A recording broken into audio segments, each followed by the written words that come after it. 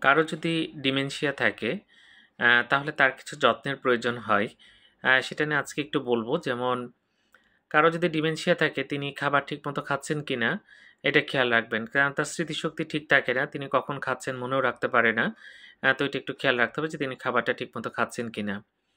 এবং তার হাইড্রেশন ঠিকমতো মেইনটেইন হচ্ছে কিনা, পানি খাচ্ছেন কিনা সেটা কিন্তু খেয়াল রাখতে হবে। তা উনার প্রস্রাব পায়খানা ঠিকমতো হচ্ছে কিনা এটা খেয়াল রাখবেন। কারণ অনেক সময় কনস্টিপেশন হয়, পায়খানা শক্ত হয়ে যায়। আবার অনেকের দেখা যাচ্ছে প্রোস্টেটের সমস্যা থাকে, প্রস্রাব হতে সমস্যা হয়। এই জিনিসগুলো একটু খেয়াল রাখতে হবে। তারপরে আসে হচ্ছে স্কিন কেয়ার। অনেকক্ষণ শুয়ে থাকলে কিন্তু ঘা হয় বা এক ধরনের ক্ষত তৈরি হয় যেটাকে বেড সোর বলি। সেটা হচ্ছে কিনা খেয়াল রাখবেন।